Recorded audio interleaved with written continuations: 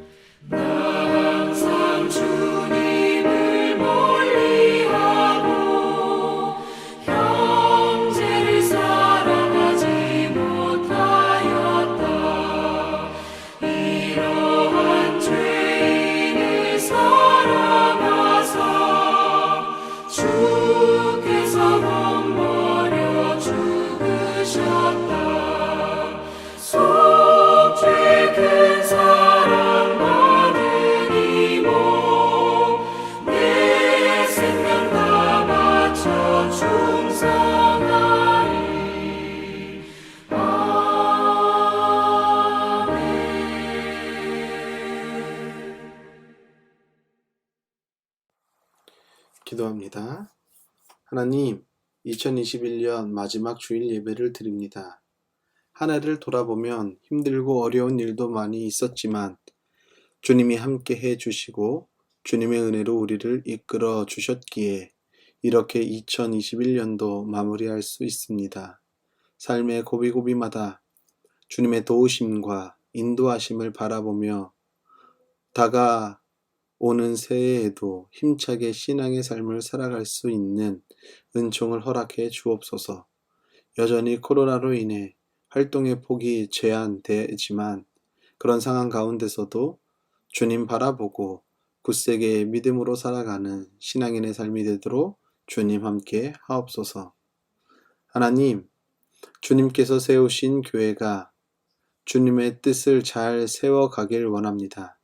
교회가 감당해내야 하는 사회의 책임과 의무를 잊지 말게 하시며 주님의 뜻을 교회를 통해 거룩하게 이루기 위해 주님의 교회들이 말씀 앞으로 걸어 나아가게 하옵소서.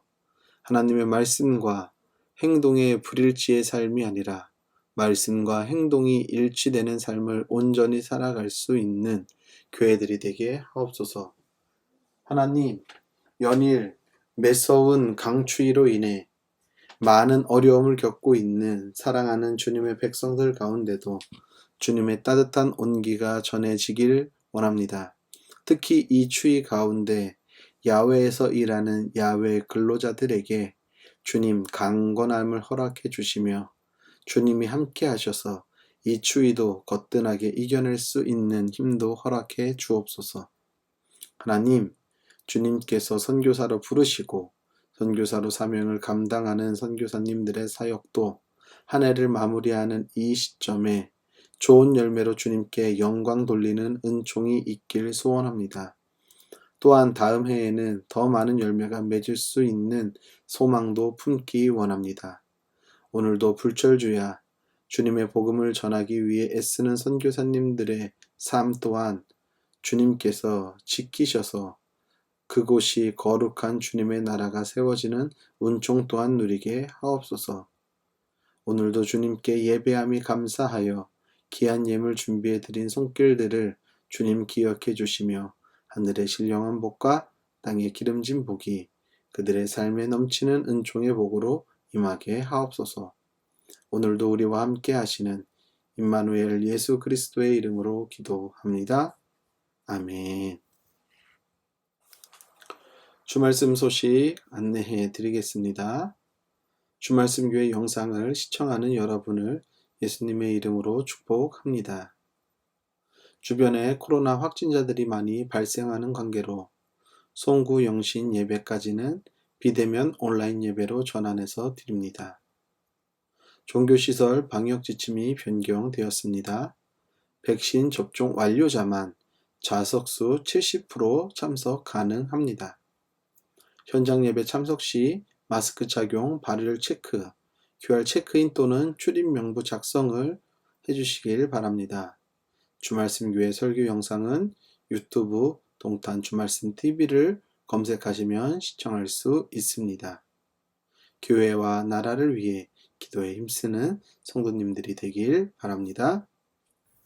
하나님의 말씀 보도록 하겠습니다. 하나님의 말씀은 신약 성경 누가복음 12장 13절로 21절까지에 있는 말씀입니다. 무리 가운데서 어떤 사람이 예수께 말하였다. 선생님, 내 형제에게 명해서 유산을 나와 나누라고 해 주십시오. 예수께서 그에게 말씀하셨다. 이 사람아, 누가 나를 너희의 재판관이나 분배인으로 세웠느냐? 그리고 사람들에게 말씀하셨다. 너희는 조심하여 온갖 탐욕을 멀리 하여라. 재산이 차고 넘치더라도 사람의 생명은 거기에 달려있지 않다. 그리고 그들에게 비유를 하나 말씀하셨다. 어떤 부자가 밭에서 많은 소출을 거두었다. 그래서 그는 손으로 내 소출을 쌓아둘 곳이 없으니 어떻게 할까 하고 궁리하였다. 그는 혼자 말하였다. 이렇게 해야겠다. 내 곡간을 헐고서 더 크게 짓고 내 곡식과 물건을 다 거기에다 쌓아두겠다. 그리고 내 영혼에게 말하겠다. 영혼아, 여러 해 동안 쓸 많은 물건을 쌓아 두었으니 너는 마음 놓고 먹고 마시고 즐겨라. 그러나 하나님께서 말씀하셨다. 어리석은 사람아, 오늘 밤에 내 영혼을 내게서 도로 찾을 것이다. 그러면 내가 장만한 것들이 누구의 것이 되겠느냐? 자기를 위해서 재물을 쌓아두면서도 하나님께 대하여 부유하지 못한 사람은 이와 같다. 아멘.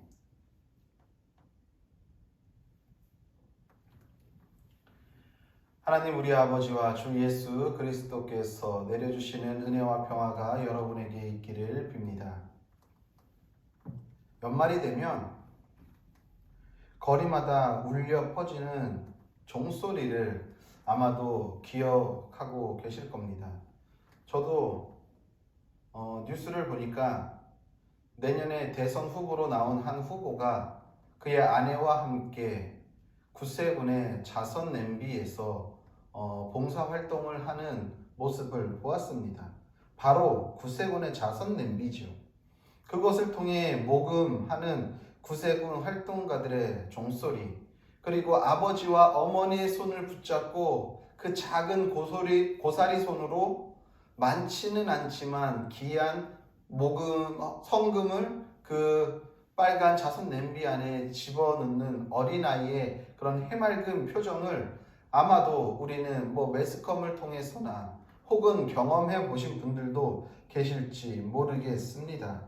구세군의 자선 냄비를 통해 모금된 기금들은 연말연시에 불우한 이웃들, 우리 주변에서 어려움과 힘듦을 당하고 있는 자들에게, 사회 약자에게, 사회 소외된 계층들에게 도움의 손길이 필요한 곳에 도움을 주게 됩니다.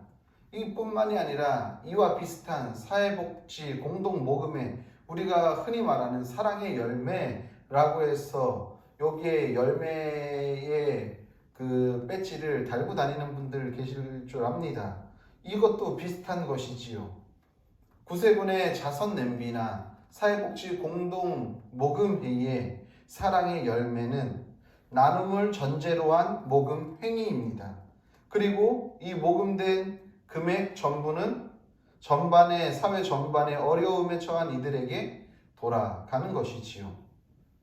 이것뿐만이 아닙니다. 우리가 때로는 우리나라에 큰 국가적인 재난을 입었을 때 우리 국민들이 발벗고서 그곳에 가서 육체적으로 봉사를 하는 경우도 있지만 성금을 마련해 가지고 그 성금을 통해 어려움을 겪고 있는 그 국민들을 또 긴급 구호금을 모아서 나눔을 전제로 해서 돕는 것도 있습니다. 때로는 우리 주변에 주민센터 같은 데에 찾아와서 익명의 독지가들이 어마어마한 또 금액을 기부하고 가는 경우도 우리는 왕왕 봅니다. 그것은 뭐예요? 다 이것을 내가 가지고 있는 것을 그들과 함께 나누겠다라는 의미에서 그런 행동을 한다라는 것이죠. 이런 모습을 보면 그래도 우리나라의 많은 국민들은 이 나눔에 대해 건강한 관대한 생각을 공유하고 있다라는 그러한 생각을 하게 됩니다. 어떻게 보면 제가 지금 방금 이야기했던 이러한 모습들은 누구나 더 많이 쌓고 부자가 되는 것을 꿈꾸는 세상의 논리와는 조금 역행하는 모습들이라는 생각을 합니다. 세상의 흐름에 역행하는 모습은 나만 배불리는 삶이 아니라 함께 나누고 그 삶 속에서 아름다움을 만들어가는 것이겠지요. 물질, 돈은요, 사람들에게 유사전능함을 안겨줍니다. 무슨 말입니까? 돈이라고 하는 것은 있으면 다 된다라는 생각을 갖게 한다라는 거예요. 돈으로 못할 일이 없다고 여기기 때문에 그 돈이 유사하게 전능하다라고 여겨지게 된다는 것이죠. 그런 의미에서 본다면 이 돈이라는 것은 물질이라는 것은 어떻게 보면 변형된 신과도 같다라는 생각이 들어요. 무슨 말일까요? 신의 전지전능함, 돈의 전지전능함, 일맥상통하기 때문에 변형된 신과도 같다라는 것이지요. 많은 사람들은 저마다 일확천금 기회를 잡기 원합니다. 이것은 세상 사람들 뿐만이 아니라 하나님을 믿는다고 하는 우리들도 때로는 그런 마음이 우리 안에 깊게 내재되어 있어요. 그런데 예수님은 뭐라고 말씀하시지요? 부자가 천국에 들어가는 것이 낙타가 바늘길을 통과하는 것만큼도 어렵다라고 말씀하십니다. 우리는 이 말씀을 알고 있지만 이 말씀이 우리에게 불편한 말로 들릴지는 모르지만 우리가 부를 포기하는 그러한 경우는 우리에게 그러한 부를 누릴 수 있는 기회가 온다고 한다면 그것을 포기하는 사람은 찾아보기 힘듭니다. 이것이 오늘날 우리가 살아가고 있는 삶의 현실이겠죠. 오늘 예수님은 말씀하세요. 무리 가운데 어느 사람이 예수님께 이렇게 묻습니다. 선생님, 내 형제에게 명해서 유산을 나와 나누라고 해 주십시오 라고 이야기합니다. 그럴 때 예수님이 이 말을 듣고 이런지하의 청을 거절하면서 뭐라고 말씀하십니까? 너희는 조심하여 온갖 탐욕을 멀리하여라. 재산이 차고 넘치더라도 너희의 사람의 생명은 거기에 달려있지 않다 라고 말씀하시면서 오늘 우리가 잘 아는 어리석은 부자의 비유를 들려주시는 것입니다. 한 부자가 있었지요.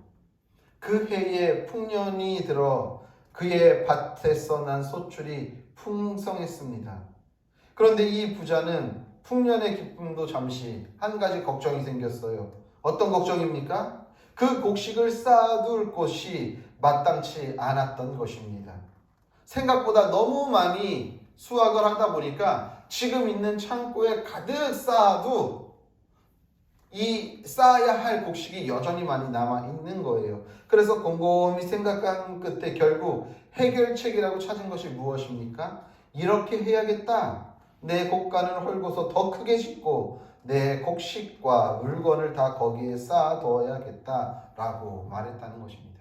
결국에 이 부자가 생각해낸 것은 더 크게 곡간을 물건을 쌓아둘 창고를 지면 되겠구나라는 생각을 했습니다. 스스로 흐뭇해합니다. 그러면서 자기 영혼에게 혼잣말로 이렇게 이야기하죠. 뭐라고 이야기합니까? 영혼아, 여러 해 동안 쓸 많은 물건을 쌓아 두었으니 너는 마음 놓고 먹고 마시고 즐겨라. 그런데 정말 이 부자의 뜻대로 이 부자의 삶이 그렇게 되면 얼마나 좋겠습니까? 그러나 불행히도 이 부자는 자신의 생명의 유한함을 알지 못하고 있었다라는 것입니다. 우리는 한번 이 땅에 오면은 언젠가는 이 땅에서 다시금 원래의 본향으로 돌아갑니다. 그날이 언제인지 알 수 없어요. 안타깝게 젊은 나이에 본향으로 돌아가는 사람도 있고요. 아니면은 되게 오랜 시간 동안 이 땅에 머물다가 가는 분들도 계실지 모릅니다. 그런데 분명한 것은 우리의 생명은 무한한 것이 아니라 유한하다라는 거예요. 언젠가는 우리의 본향, 고향으로 돌아갈 수밖에 없다라는 것입니다. 이 말은 무슨 말입니까? 자신의 생명의 유한함이라는 것은 생명을 주신 하나님을 늘 항상 기억하면서 살아간다라는 것이지요. 그런데 이것을 알지 못했다라는 것은 뭐예요? 생명의 주관자이신 하나님에 대해서 알지 못했다라는 것을 의미하는 것이지요. 성경은 이 비유의 소제목을 이렇게 정하고 있습니다. 우리가 성경책을 보면 그 위에 소제목이 있습니다. 뭐라고 적혀 있습니까? 어리석은 부자의 비유라고 기록하고 있습니다. 아마도 자신의 생명의 근원이 하나님에서부터 왔다라는 사실을 모르는 이 어리석은 부자의 이 어리석음을 말해주기 위해 어리석은 부자의 비유라고 거기에 소제목을 달았는지 모르겠습니다. 부자가 곡간에 켜켜이 쌓은 곡식은 미래라는 불안한 현실 속의 대안으로서 부자가 내놓은 해결책의 행동이겠죠. 모든 사람들이 세상을 살아가면서 내 앞날에 대해서 아는 사람은 단 한 사람도 없습니다. 그러니까 내가 내 앞날을 대비하기 위해서 아마도 그 나온 행동이 부자의 행동, 이렇게 곳간에 많은 곡식을 쌓는 행동이 내 미래에 대한 불안함에 대한 어떻게 보면 준비일 수도 있겠지요. 미래에 대한 보장과 먹고 사는 문제에 대한 대안이 있다면 부자는 이러한 행동을 하지 않았을 것입니다. 우리가 경제학적으로 볼 때 우리 사회의 제한은 한정적이죠. 저도 학부에서 경제학을 공부했기 때문에 여러분들에게 쉽게 예를 들어서 설명한다면 우리나라에서 전 국민이 사용할 수 있는 재화, 즉 돈이 100이라는 숫자를 가지고 있다고 한다면 이 100이라는 숫자가 우리나라 모든 국민에게 동일하게 나눠져 있지 않는다라는 거예요. 어떤 사람은 이 100이라는 숫자 중에서 아주 많은 부분 10, 20, 30을 가지고 있는 사람이 있고 어떤 사람은 1이나 2를 가지고 있는 사람도 있고 어떤 사람은 0.00000.1 이런 식으로 아주 적게 가지고 있는 사람이 있는 거예요. 재화가 무한한 것이 아닙니다. 재화는 한정돼 있어요. 근데 그 한정된 재화 안에서 경제 활동을 하는데 많은 사람들이 많이 가지고 쌓아놓고 있다고 한다면 100이라는 재화가 사회에서 도는 것과 50이라는 재화를 가지고 사회가 움직이는 것 중에서 어떤 삶이 더 여유롭고 넉넉한 삶을 살아가겠습니까? 당연히 100이라는 재화에서 그 100이라는 재화가 유동적으로 잘 굴러가야지 넉넉한 삶을 살겠죠. 모두가 공평하게 살아갈 수 있겠죠. 하지만 많은 부를 가지고 있는 사람들은 더 많은 부를 쌓아놓고 시장 경제 안에서는 더 적은 재화들이 움직이다 보니 그 적은 재화를 차지하기 위한 치열한 경쟁과 싸움으로부터 그 안에서 불평등이 만들어지고 그 안에서 불공정이 생기게 된다라는 것이지요. 그래서 이 재화를 많이 가지려는 사람들은 계속해서 자신의 곳간들을 크게 만들고 크게 만들고 크게 만들어서 그 안에다가 쌓는 것입니다.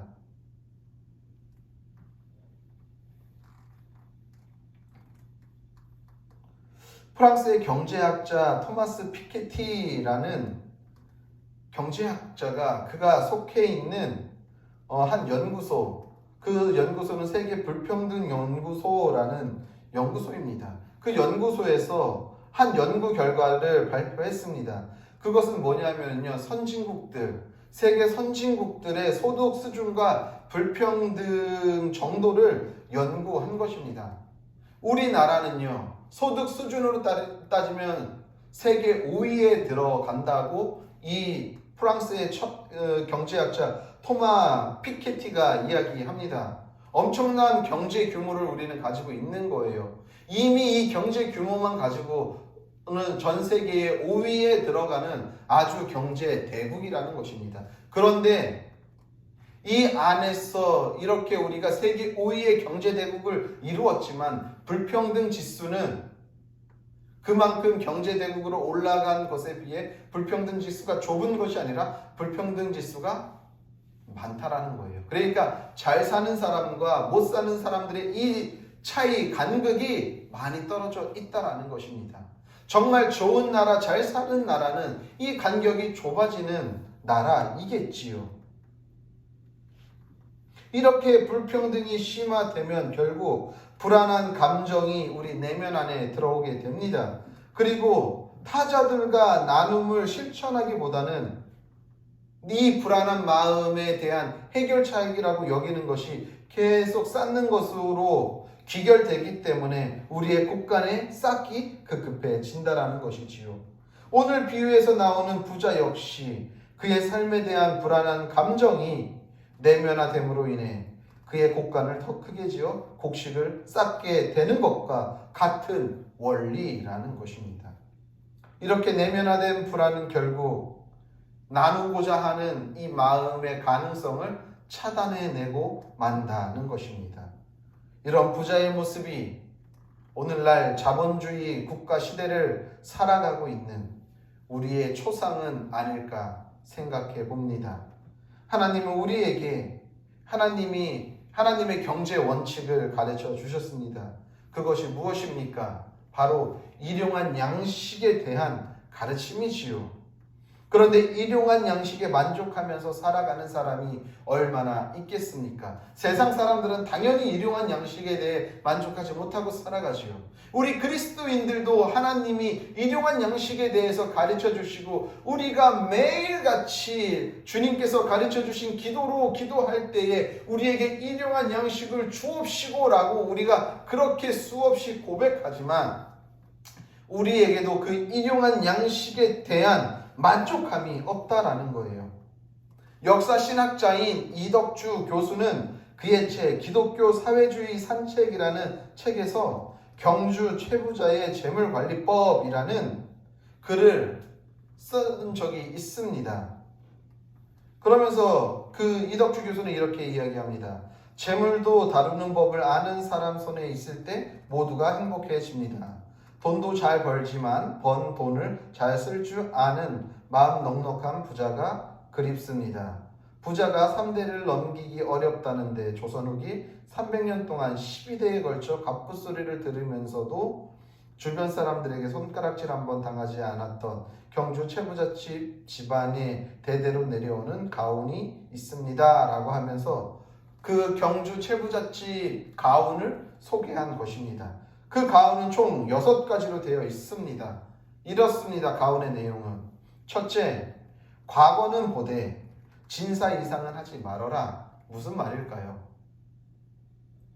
지금으로 말하면은 좋은 대학에 가서 좋은 곳으로 직장 생활을 하지만 그렇게 좋은 곳에 들어가서 엘리트 코스를 밟아서 돈도 많은 데다가 권력까지 2개를 함께 추구하지 말라고 이야기하는 것이지요.